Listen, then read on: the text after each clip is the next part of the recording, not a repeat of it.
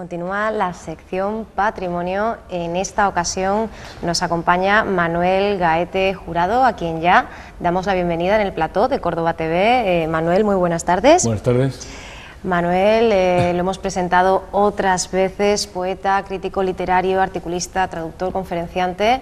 Manuel es socio fundador del Ateneo de Córdoba, miembro académico numerario de la Real Academia de Córdoba y concretamente director del Instituto de Estudios Gongorinos dentro de dicha institución. Y este dato hoy, Manuel, pues nos viene especialmente bien, ¿verdad?, porque sabemos que eres un máximo conocedor de la figura de Luis de Góngora, del que pues hace unos días ya conmemorábamos, ¿verdad?, pues su perdurabilidad en el tiempo, esa huella indeleble, y además estamos precisamente en un año muy especial porque coincide, es el aniversario de esa publicación de uno de los grandes cénits de su trayectoria, esa obra cumbre que fueron Las Soledades. Ciertamente. Bueno, pues buenos días, buenas tardes, estoy encantado de estar contigo de nuevo. Ciertamente se conmemora la publicación de Las Soledades, que es su obra magna, su obra más ambiciosa, y también de Polifemo y Galatea, que escribió un poquito antes, pero en ese entorno, en ese contexto de 1613, y bueno, él se sentía muy satisfecho de ambas obras, a pesar de toda la crítica tan tremenda que tuvo en su tiempo. Pero hay una obra que prácticamente no sale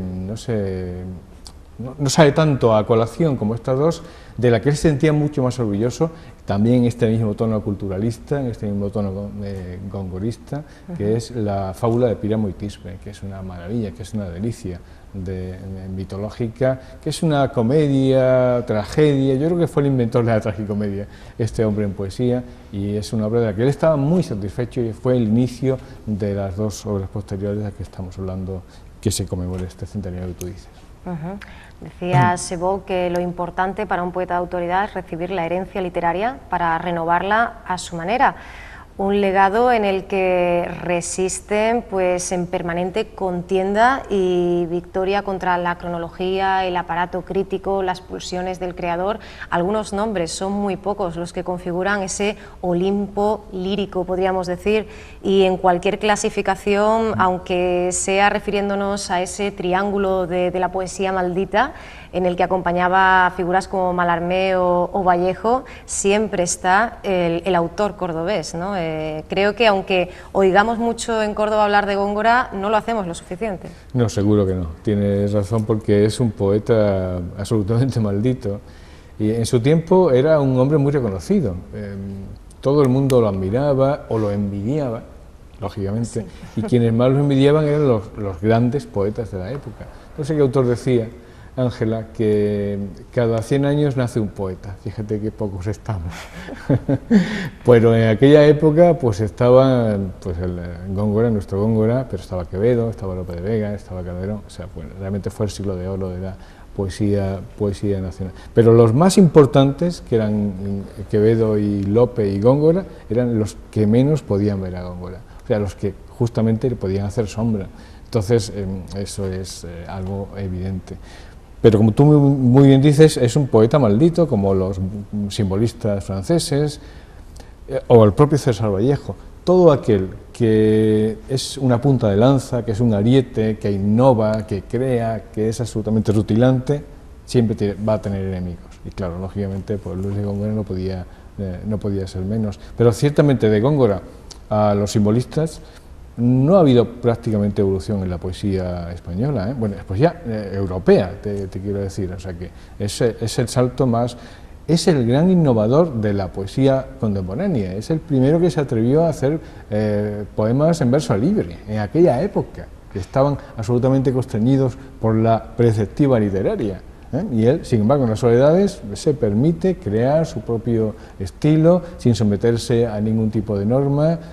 Es el gran innovador. O sea, cuando se habla de Góngora, de un clásico, de una persona inaccesible, de alguien que está ajeno a lo contemporáneo, la gente, yo lo único que puedo pensar, Ángela, es que la gente no lee, que la gente de verdad habla por lo hablado, habla por lo oído, ¿no? Y se limita exclusivamente a tomar aquello que se le ha transmitido de una forma muy banal y muy frívola. Pero realmente es el gran padre de la poesía contemporánea, y eso lo supieron muy bien los hombres del 27, claro. este universal de universales, hablaremos también de esa puesta en valor, efectivamente, pues demuestra que no existen distancias, desafía al tiempo, al idioma en que nos encontremos nosotros, y lo cierto es que sigue marcando los rumbos de la poesía contemporánea. Entonces esto nos lleva a pensar si es posible que no hayamos llegado más lejos, ¿no? Y estamos 400 años más tarde, ¿no? Más tarde. Es lo que te venía comentando, ya, los saltos en evolución poética son realmente abismales, ¿eh? Desde Góngora, que innovó en el lenguaje, innovó por supuesto en la sintaxis, se llevó por delante a los grandes renacentistas, a Garcilaso, a Boscán, al propio Herrera, que era su maestro y al que él admiraba, pero arrolló.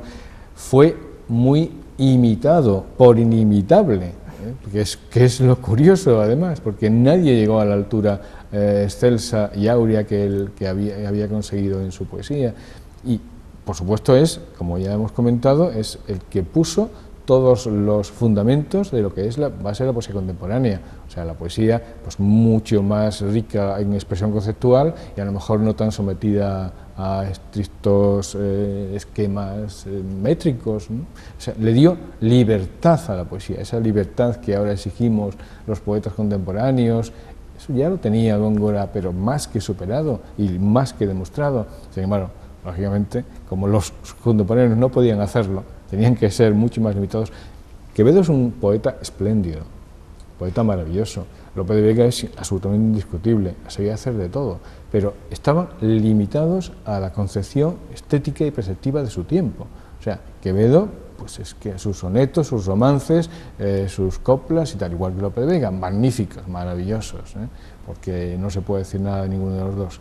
Sin embargo, no se atrevieron a dar el paso que dio Góngora. Muchos que al principio lo habían denostado, después fueron sus más denodados secuaces. Los grandes imitadores de Luis de Góngora son aquellos que primero estuvieron contra él, ¿no?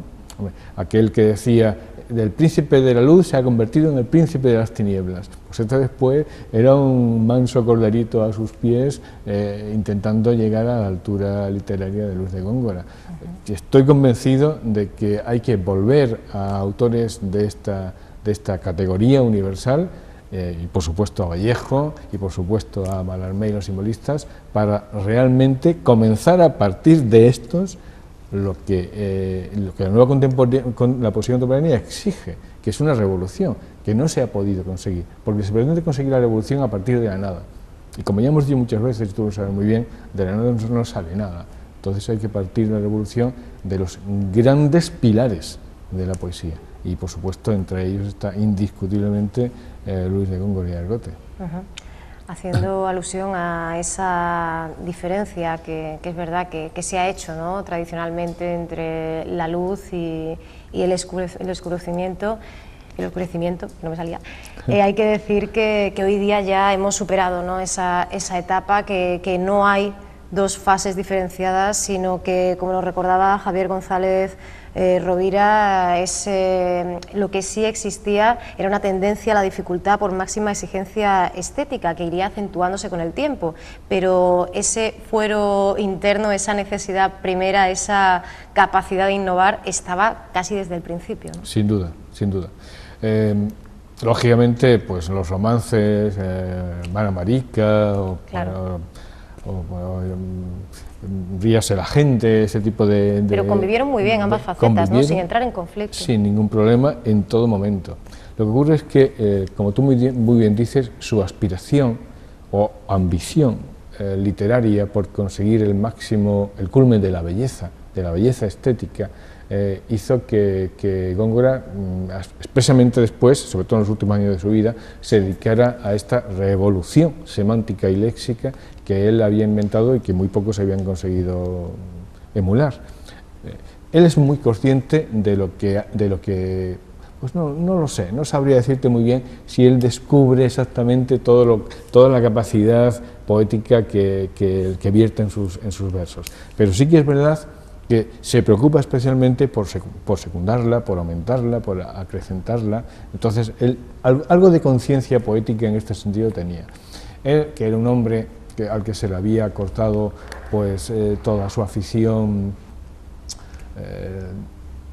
no sé si libidinosa, pero el amor se le cortó en su momento, a pesar de que había tenido algunas peripecias infantiles, juveniles, más bien, porque por su condición de racionero, que no era un gran cargo en el cabildo, ¿no? Pero tenía una serie de connotaciones, como un seminarista, o, en fin, pero que le permitió viajar mucho por muchos sitios, porque él realmente no creo que tuviera intención de ser sacerdote. Lo hizo, quizás sometido a determinadas obligaciones, porque él sí que tenía, eso sí, una aspiración muy clara de ir a la corte. Él sabía, como muchos poetas actuales y en otras épocas han hecho, que en Córdoba probablemente pues no tenía órbita, no tenía campo, que lógicamente el lugar perfecto para poder desarrollar toda su capacidad y sobre todo para que lo conocieran era Madrid. Él tenía que irse a Madrid para conseguir ese espacio que en una provincia era muy difícil de conquistar, ¿no? Estaba allí, además sus enemigos cervales estaban allí, Quevedo y Lope de Vega metiendo caña, y él tenía lógicamente que conquistar aquel espacio. Y solamente por eso, por esa resolución que al final le salió muy mal y tuvo que venir desengañado, él consigue, porque él tenía muy buenas amistades entre los políticos de la época, entre algunos políticos de la época, consigue ser capellán de Felipe III. Y entonces cuando realmente se ordena de sacerdote, porque antes podía haber perfectamente pasado, pues tenía vetada toda la cuestión amorosa, tenía vetada pues esa afición que tenía a los juegos, a la tauromaquia, a las cartas, a la corredera, porque era un hombre de mundo, pero que tampoco Luis de Góngora era especialmente contra Iglesia en aquel momento, ¿no? O sea, que había una cierta corruptela entre el elemento eclesiástico de Córdoba. De hecho, cuando vino un obispo serio, era Pacheco, no solamente se dirigió a Luis de Góngora recriminándole sus actitudes, ¿no? Realmente, más que no se puede decir que a lo mejor faltaba alcohol algunas veces, porque se iba a jugar a las cartas a la corredera. Pero es que había otros eclesiásticos con muchos más problemas en ese sentido, mucho más anti-iglesia, ¿no? Sin embargo, él lo dijo claramente: ¿de qué me podéis acusar? ¿De que me gustan los toros y que no existo el coro? Pues, pero lo que estoy seguro es que no soy ateo, que creo en lo que estoy haciendo y que, bueno, que hay otros muchos que están, por supuesto, mucho peor que yo. Y él lo decía abiertamente, era un hombre claro. Pero sí que es cierto que tampoco tiene una gran vocación religiosa y que se sometió a ello porque no le quedaba más remedio. Su padre, que era un hombre culto, pero era un segundón de la familia, no había heredado las riquezas suficientes cuando él estaba acostumbrado a vivir pues una vida, una medio buena vida, ¿no? Entonces tuvo que acogerse al cariño de su tío, que era racionero y que también tenía un gran poder político en la ciudad. Su vida está sometida a determinadas circunstancias que no son las que él eligió, pero sí que eligió el camino de la belleza y ahí lo dominaba perfectamente y ahí pues puso toda la carne en el asador, y es lo que salva a Luis de Góngora lógicamente de todo ese conflicto mundano en que se envolvía, porque evidentemente si hay alguien que estaba más cercano al mundo y también a la vez quería ser el más cercano al Olimpo, era él, ¿no? Tenía esa doble personalidad que lo mató, lógicamente, que lo destrozó y que no lo dejó nunca vivir en paz, entre el triunfo en la poesía y por otra parte pues la renuncia a lo que todos los demás hombres que a lo mejor no alcanzaban su nivel poético tenían muy fácilmente, como era pues estar con una mujer o conseguir divertirse entre copas y toros, ¿no? Y en relación a ese ambiente adulterado, corrupto, turbio, pues tenemos que traer a colación ese hallazgo histórico y casual, nos decía la hispanista Amelia de Paz, de esas 5 hojas manuscritas, ¿verdad? Nos encontramos por el mismísimo Góngora acusando a un antiguo amigo, ¿verdad?, a ese inquisidor, precisamente de una conducta pues nada recomendable, y precisamente nos habla un poco de lo que tú decías, ¿no?, de esa contra. Amelia, además, gracias a este descubrimiento, que como ella decía, sucede de forma totalmente involuntaria, cuando se encuentra en la sección de la Inquisición de Córdoba, en el Archivo Histórico Nacional, esas 5 páginas en las que habla de Alonso Jiménez de Reynoso, que la imagen que tenemos de Góngora es la del retrato de Velázquez, ¿no?, ese personaje de gesto adusto, ese hombre severo, ese clérigo mal encarado, ¿verdad?, que tiene muy poco que ver, o que dista bastante suficientemente con el Góngora que encontramos en los textos y con el verdadero hombre que había tras el poeta, ¿no? Sí, porque ciertamente, como tú bien dices, él tuvo que luchar contra sus deseos, y eso al final pues acaba pudiéndote el corazón, el ánimo, no es fácil. Sin embargo, lo que está demostrado, y esas cartas lo demuestran muy bien, y además en toda su correspondencia, que es muy abundante y muy curiosa, se ve que a pesar de sus ambiciones literarias e incluso políticas en un momento determinado, siempre unido a la ambición literaria, se encuentra un hombre tierno, un hombre muy amable con sus amigos, un hombre que incluso se arruina para que su familia puedan conseguir avales y puedan conseguir determinados puestos en la administración, y en la administración no solamente civil, sino también eclesiástica. Es un hombre que renuncia prácticamente a todo lo que tiene porque sus amigos y familiares consigan esos puestos. Y de hecho, él se quejará también en sus cartas de que después de haberlo dado prácticamente todo, de haberse prácticamente arruinado, también parece que tenía la manga ancha, ¿no?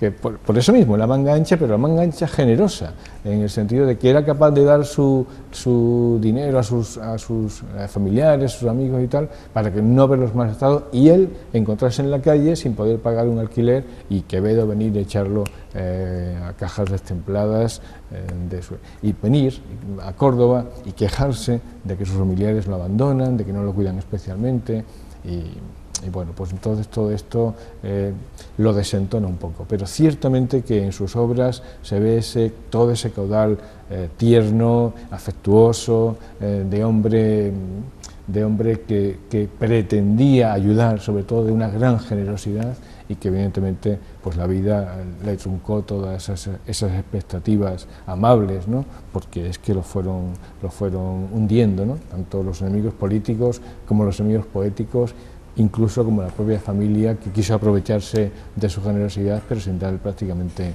nada, ¿no? Y se volvió al final de la vida loco porque no fue capaz de encajar todo lo que él daba y lo poco que se le dio.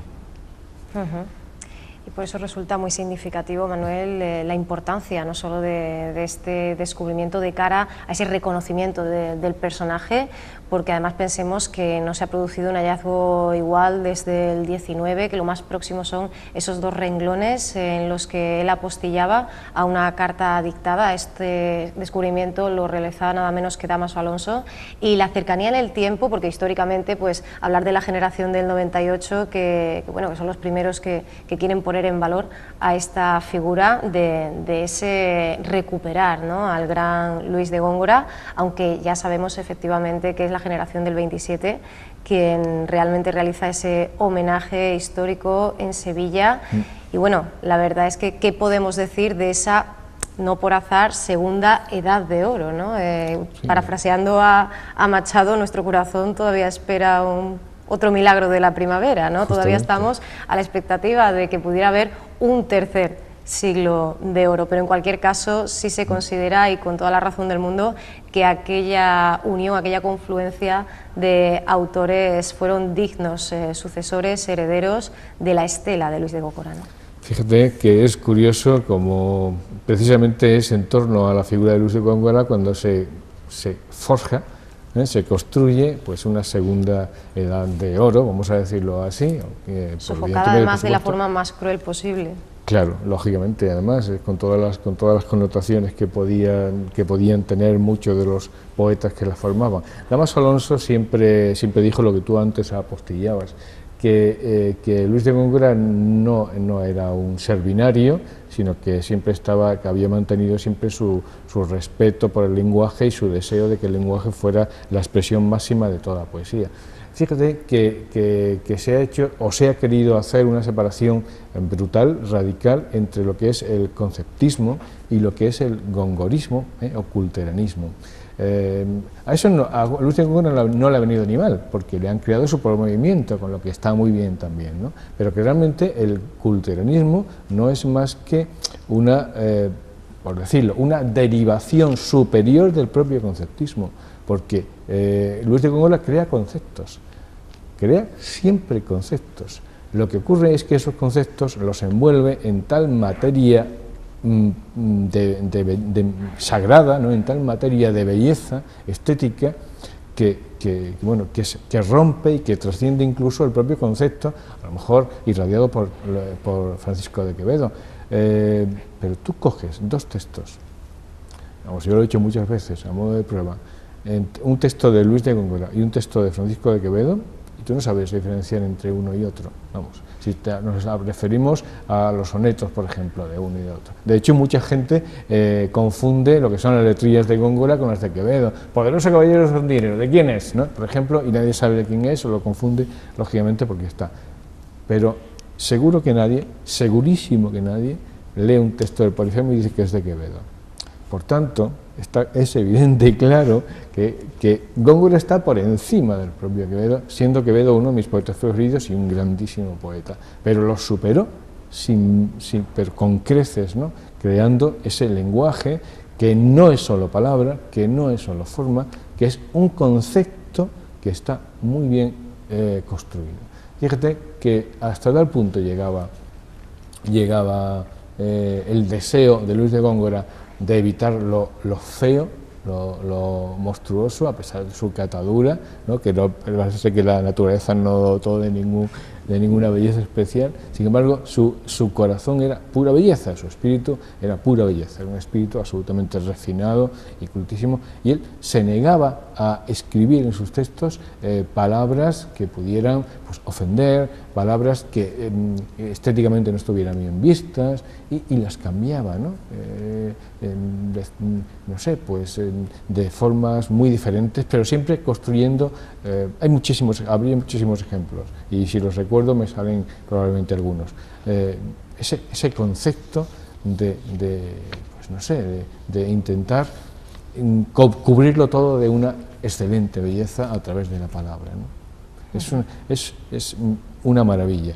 ¿Y qué hace la generación del 27, que son hombres muy preocupados por la estética? No eligen a nadie, no eligen incluso al que tenían enfrente, aunque bueno, lo tienen como referente, que es Juan Ramón Jiménez, pero no, lo saltan, porque además Juan Ramón Jiménez también en su momento imita o quiere retomar al gran poeta de Córdoba, pero ellos regresan a Luis de Góngora, que es la máxima expresión de la belleza. Decía Jean Ferrer, y a mí me gusta repetir la frase de Jean Ferrer porque realmente es muy acertada, decía, es imposible, es posible que no te gusta lo que hace Góngora, ¿no? Dice, se puede hacer buena poesía, pero nunca a espaldas, pero nunca negar la importancia de lo que consiguió Luis de Góngora. O sea, que está clarísimo que es un acuerdo unánime, aunque muchos pues, fueron contra él, yo creo que por falta de, no lo comprendían lógicamente, o porque realmente tenían una envidia atroz que no le permitía declarar lo contrario, ¿no? Entonces, claro, ante eso pero muy bien, los hitos, el siglo de oro Góngora, y después un segundo siglo de oro, entre comillas, Luis de Góngora como referente. Y yo creo que solamente habrá una tercera etapa áurea si volvemos a retomar al poeta. Hombre, actualmente en Córdoba hay una gran explosión literaria, hay cantidad de poetas, muchísimos poetas, pero y además no lo digo con ningún tipo de acritud, creo que también hay una desconsideración por parte de los poetas de Córdoba hacia la figura de Luis de Góngora. tú hablas de Luis de Góngora y dicen, no, Luis de Góngora, obsoleto, claro, eso ya no, hay que seguir otros contrastes, ¿no? Es como si tú echas a tu abuelo de tu casa, porque ya está viejo. Me parece una barbaridad, sobre todo porque además te quedas sin conocer toda la riqueza que tu abuelo te puede transmitir y tú no vas a conocer si no es a través suyo. Entonces, este caudal impresionante que tenemos de poetas en Córdoba ahora mismo, tanto mujeres como hombres, que son muchos, se va a perder, no va a quedar nadie, porque están trabándose cogiéndose como hilos, y no saben exactamente de dónde viene, ya no dónde van, porque no ir a dónde van nadie sabemos dónde vamos, pero sí sabemos dónde venimos, y eso es lo que hay que procurar, saber de dónde uno viene, y no es necesario imitar, porque Góngora es inimitable, como otros grandes poetas, pero sí hay que saber de dónde partimos y aprovechar todo ese caudal que tenemos para forjar realmente una literatura con esa base, con esa pretensión y esa ambición poética de formar una tercera generación áurea, que por cierto en Córdoba, y yo sé que hay muchos poetas posteriores a Cántico que evidentemente tienen una línea, tienen un soporte y tienen un peso, pero Cántico también se apoyó en Luis de Góngora para crear su espacio poético. De hecho, en un momento en que la poesía social era la que estaba pues prácticamente pegando en toda España, ellos se refugian en su interioridad y crean una poesía de carácter esteticista, que es la línea perfecta de Luis de Góngora. ¿Qué hace Luis de Góngora ante una degeneración del imperio, como estaba ocurriendo, la pérdida después del gran Carlos I y Felipe II, un Felipe III débil, aniñado, que se deja llevar por sus balidos? Pues Quevedo a lo mejor se enfrenta a la sociedad diciendo, miré los muros de la patria mía, tal, ¿no? Pero ¿qué hace Luis de Góngora? Pues crear un mundo de belleza que solapa de alguna forma, pero no solo solapa, sino que está evidenciando lo que hay es malo y hay que crear algo mejor. Que eso es lo que a lo mejor la gente no llega a comprender, pero cuando un artista protesta, y protesta a través de un concepto estético de la belleza, pues no se están dando cuenta de que realmente eso sí que es una reacción contra la fealdad que existe, porque es muy fácil fotografiar. Si yo me encuentro en una situación de desencanto, en una situación de tragedia y tal, pues yo fotografío la tragedia y a lo mejor a la gente le impacta, pero imagínate que eso, yo en lugar de, pues no sé, una enfermedad o una guerra y tal. Un fotógrafo que representa de pronto que a uno le meten un tiro en la cabeza y le salta la sangre como si fuera una fuente. Muy bien, impacta mucho, pero ¿y si eso mismo pues pones al lado de una niña que simplemente pues está oliendo una flor en el campo? ¿No es mucho más duro y más tremendo? ¿No es mucho más? A mí me causa más impacto la comparación de dos elementos tan dispares como simplemente el reflejo de una realidad que es ingrata, ¿no? Entonces hay que saber un poco llegar al alma del artista y ver, yo creo que porque Góngora era pura materia humana, porque era un hombre bueno y un hombre que no podía experimentar maldad, ¿no? Sino que además todo eso, dicen que el alma, la cara es el reflejo del alma, pues yo creo también que la poesía también es un poco el reflejo del alma, Uno escribe lo que siente por dentro, entonces si transmite belleza es porque dentro hay belleza. La insatisfacción ante la realidad, no mediante la evasión, sino a través de la exaltación, la traslación de lo prosaico a su máxima expresión y bueno, ahí entendemos que los murciélagos pues sean turba de nocturnas aves, ¿no? Estamos haciendo referencia a algunas de las grandes frases de ese gran estudioso que fue también de la obra de Góngora, Pedro Salinas. Él decía que este era precisamente el rasgo definitorio de Góngora, y seguimos con autores del 27 porque cuando hacías alusión a ese nuevo lenguaje, yo recordaba las palabras que siempre tan ajustado, tan medido, Dámaso Alonso en el año 35 pues refería sobre este legado, esta labor de Góngora, y es que a él lo señalaba como máximo responsable de un porcentaje más que significativo del esplendor que hoy atesora el diccionario de la Real Academia de la Lengua Española. O sea, yo creo que poco más se puede decir, ¿no?, de una sola obra, de un solo autor, ¿no? Poco más, porque además de los conocimientos que él tenía sobre la literatura latina, la literatura clásica, y además que él se empeñaba en trasladar a sus obras, porque él consideraba que era una riqueza que no se podía perder, que ya se había alimentado. Todo el Renacimiento se había alimentado de esta riqueza, pero que se daba cuenta de que con la pérdida política y con la pérdida de valores también se estaba perdiendo todo lo que es el elemento lingüístico, el elemento de cultura y de transmisión de la palabra, que es nuestro lenguaje. De eso se dio cuenta Luis de Góngora. Fíjate, traslada la situación al momento, pues, del 27, tras la Primera Guerra Mundial, los conflictos europeos, toda esa transformación de la sociedad. Sin embargo, hay movimientos que son absolutamente deslumbradores. Yo estoy convencido de que mis abuelas, por ejemplo, eran mucho más liberales que mis padres.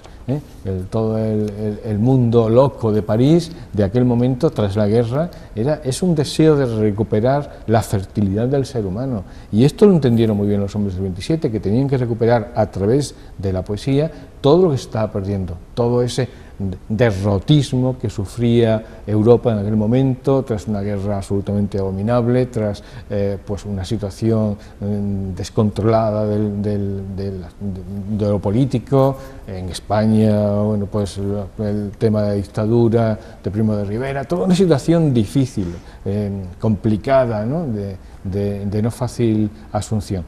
Y pasamos a este momento actual en que el lenguaje se está empequeñeciendo a marchas forzadas, de que tenemos otro tipo de lenguajes y que siempre son lenguajes universales, pero yo creo que para vestir un santo no hay que desnudar a otro, ¿no?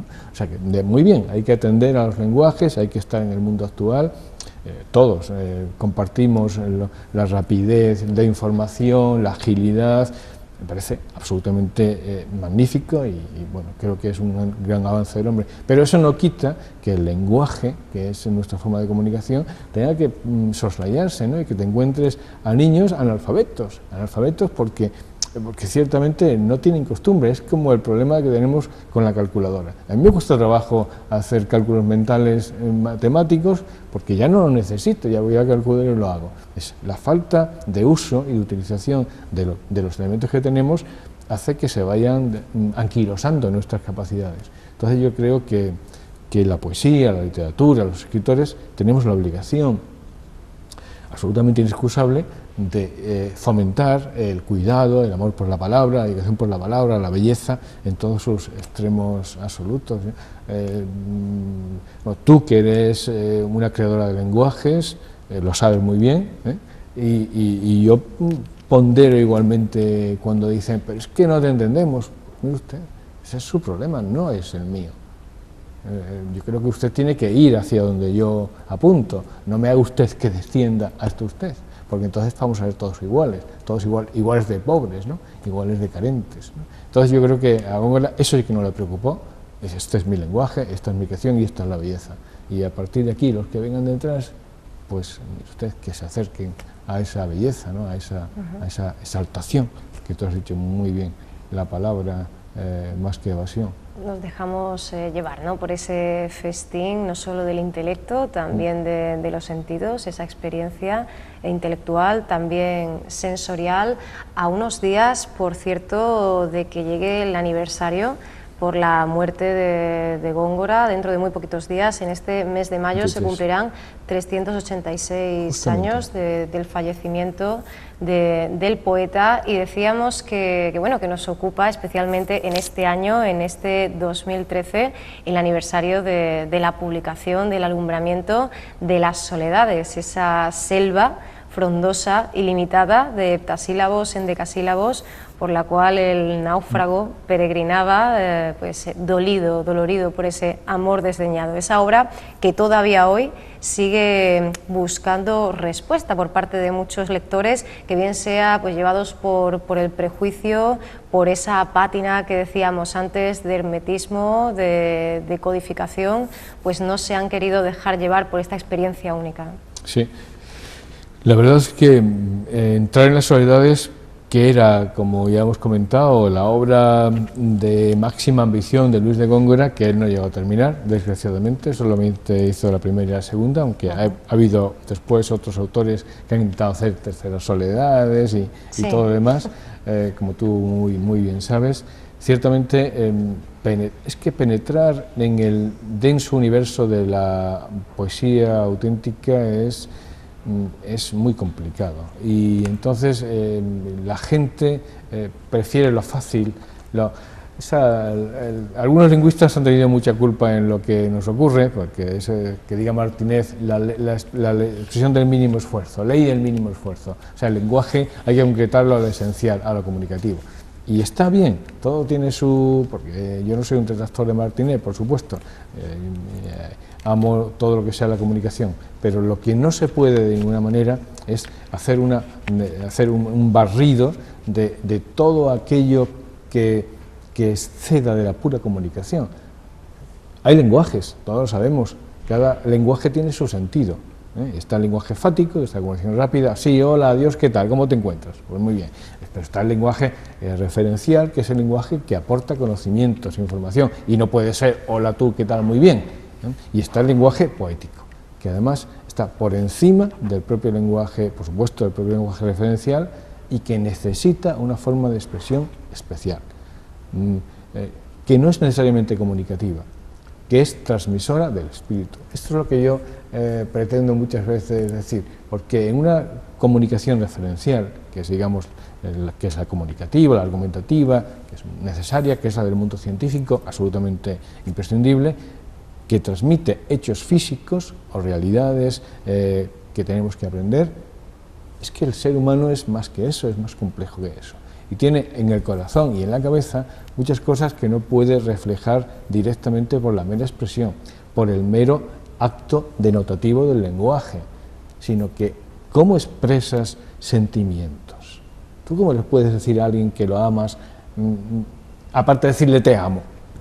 Y se puede decir te amo de millones de formas, pero esas millones de formas no lo puedes decir a través de un lenguaje denotativo, tienes que utilizar obligatoriamente el lenguaje connotativo, metafórico, no queda más remedio, pero no solamente el amor, sino la amistad, sino, pues no sé, todo lo que no somos capaces de tocar, lo que es invisible a los ojos, como decía el Pequeño Príncipe, todo aquello que no somos capaces de transmitir por lo directo, eso solamente es expresable a través de la poesía, fundamentalmente, sí a través de la literatura, pero como decía Unamuno, la quinta esencia de la literatura es la poesía, es el elemento álgido, insuperable todavía. Yo espero que mañana llegue alguien y supere el lenguaje poético y sea más que Góngora, pero yo hasta ahora, y ya son 21 siglos de existencia, no lo he conseguido.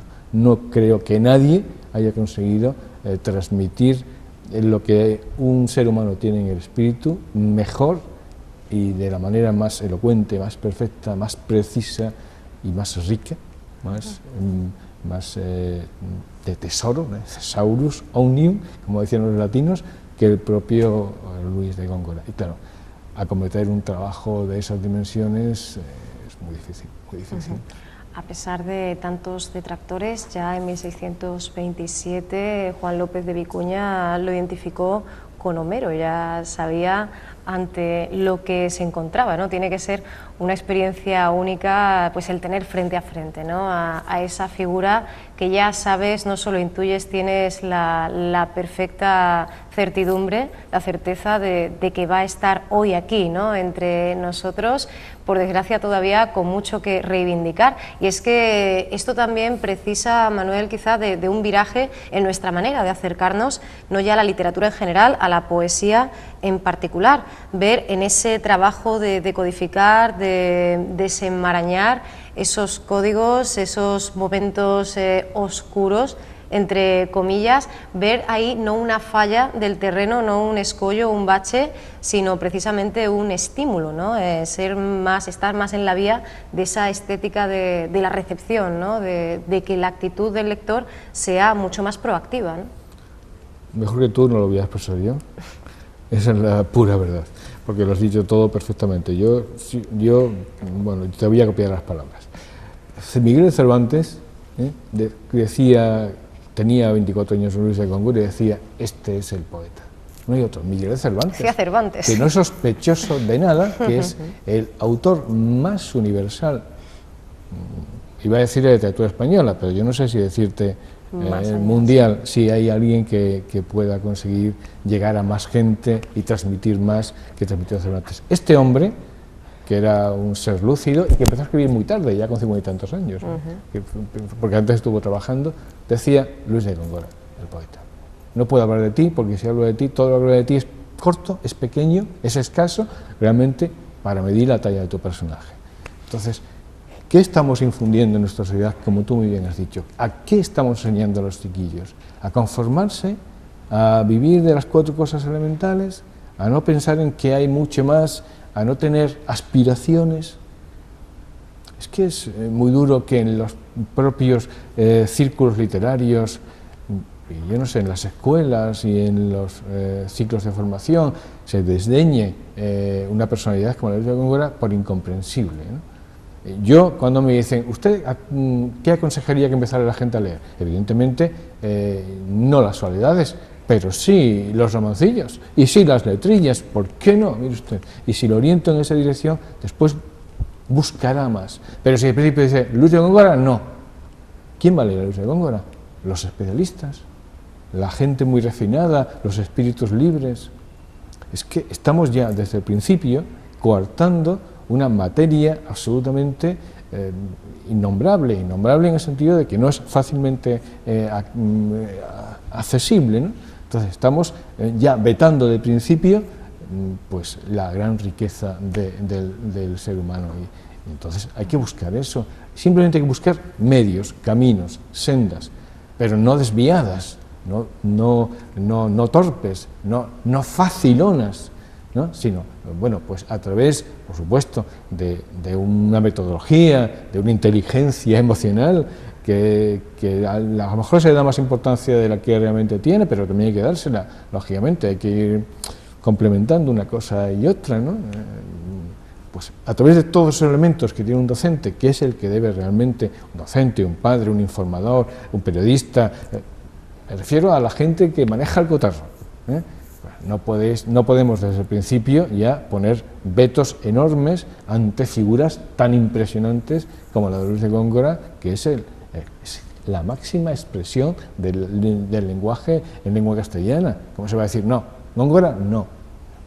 Es que es tremendo. Y en la poesía cordobesa a veces hay gente que habla mal de la figura de Góngora y que incluso yo lo he sufrido sobre mis propias carnes. No, es muy gongorino, es que no lo entiende nadie. Es algo peyorativo. Tú lo sabes, es algo peyorativo. O sea, es denostable. O sea, el hecho de que huela a Góngora es denostable, cuando debería ser lo contrario, absolutamente, ¿no? Que yo quisiera parecerme a Miguel Hernández o a César Vallejo, por supuesto, o a Mallarmé, pero por supuesto quisiera parecerme a Góngora. Está clarísimo, vamos, sobre todas las cosas, ¿eh? Primum inter pares, está clarísimo. Pero es eso, es lo que estábamos hablando. Entonces, me parece muy bien, Machado, que es muy fácil de leer, Lorca, que es muy fácil de leer, ¿vale? Pero es que Góngora también es muy fácil de leer. Es cuestión de saber qué se le da a un niño para que lea a Góngora, porque hay textos que son absolutamente deliciosos. Para entender ese procedimiento de transformación irreal de la naturaleza, para querer de verdad pues dejarnos llevar, ¿no? Por ese viaje, esa experiencia, como decíamos, que tiene que estar libre de todo prejuicio, de toda idea prefijada. Es, como decíamos, incuestionable la labor de todo lo que se refiere al ámbito de la comunicación, particularmente la llave la tiene la docencia, ¿verdad? Y por supuesto este es el gran propósito, la gran razón de ser del Instituto de Estudios Gongorinos. Claro, el Instituto de Estudios Gongorinos es una instrucción dentro del propio de la academia, pero no es muy antigua, no procede como hace 2 siglos. El primer director del instituto lo hemos conocido, es un gran hombre, tuve la inmensa suerte de conocerlo, tuve la segunda inmensa suerte dentro de lo que cabe, de sustituirlo cuando él murió como numerario. Tengo ese enorme honor de haber sucedido o secundado a don José María Ortiz Juárez, que era un hombre conocidísimo en Córdoba, que era un gran lector de Luis de Góngora y un gran escritor de obras de Luis de Góngora, y escribió también muchas cosas, ¿no? A él le debemos, evidentemente, que Luis de Góngora retomara cierta fuerza, y después fue secundado por don Feliciano Delgado, profesor mío en la universidad, no sé si tuyo, no sé si llegó también a darte clases de ti.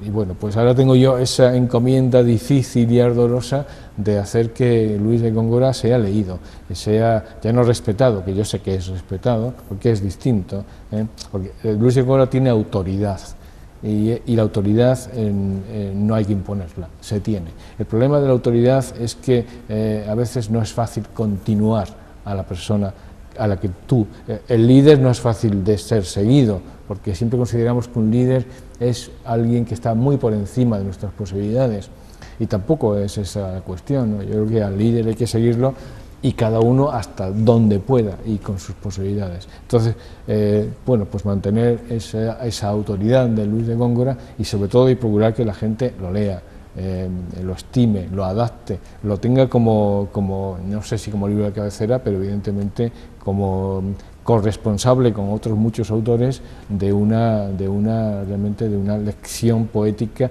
de un as poética absolutamente ineludible. Es que es el principio de todo, es que es el gran creador de nuestra lengua, es que en Góngora prácticamente está absolutamente todo. Eso lo sabían muy bien los del 27, lógicamente, y es una pena que los del 2013 no lo sepamos.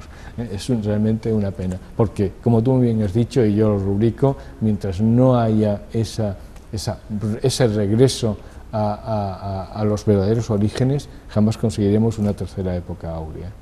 Y tú predicas con el ejemplo, porque sería inexplicable, ¿verdad?, tu propia arte poética, sí, sin esa relación que, como decíamos, desafía pues cualquier cronología, ¿verdad?, que tú planteas desde los inicios también, con la figura de Luis de Góngora. Bueno, traemos a colación de nuevo a Antonio Moreno Ayora en ese estudio al cual nos referíamos en nuestro último encuentro. Manuel pues hablaba de ese estigma, de esa huella clara en el vocablo selecto, culto, llamativo, y podemos ir mucho más allá, ¿verdad? Porque por supuestísimo nunca nos referimos a un alarde, sino a una verdadera plasmación, una materialización en la forma del verso, con esos engranajes de ese sentimiento profundo, porque evidentemente no es una estética vacía, sino todo lo contrario, ¿verdad? Y eso os une, como decíamos, en contra de la lógica del tiempo a Góngora y por supuesto a Manuel Gaete.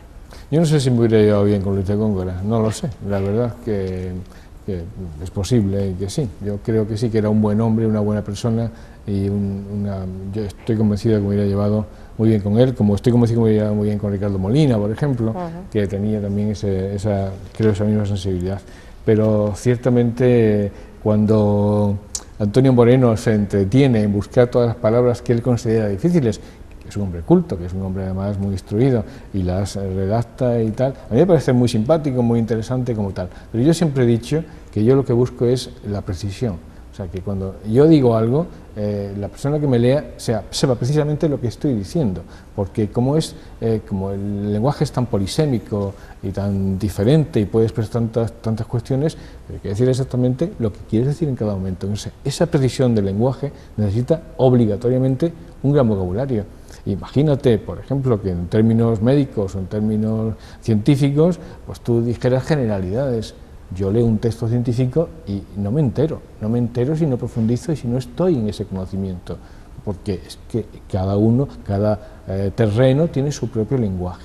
Entonces, un lenguaje poético no es posible con una mera repetición, pues con un lenguaje periodístico. No tiene nada que ver con un lenguaje periodístico, no tiene muy poco que ver con lo que se está haciendo actualmente en la poesía española, incluso con nombres muy reconocidos, muy aplaudidos por la fama y por la crítica. No, el lenguaje poético no tiene nada que ver con el lenguaje periodístico, con el lenguaje de la prosa, con el lenguaje del relato, no, son cosas muy diferentes. Yo puedo medirlo, no medirlo, que sea un soneto o que sea verso libre o que no, vale. Pero el lenguaje, lo que es el campo semántico, la riqueza significativa, los sonidos, la música, los grafismos, la variedad, la precisión, eso es lenguaje poético, eso es riqueza poética, lo demás es otra cosa. Entonces yo procuro que sea así. Pues Manuel, seguiremos hablando, por supuestísimo, del lenguaje poético, de tu arte poética, de la figura de Góngora, ¿verdad?, poniéndola en valor semana tras semana, y te agradecemos, como siempre, enormemente el honor para nosotros que supone contar contigo y poder aprender tantísimo y, como decíamos, contribuir a esa puesta en valor de una figura, pues como decíamos antes, no del poeta, sino del autor universal, de entre universales, que fue don Luis de Góngora y Argote. Gracias, da gusto hablar contigo porque lo entiendes todo tan bien y lo interpretas de maravilla, que da gusto. Muchas gracias. Muchísimas gracias, Manuel, y hasta muy pronto.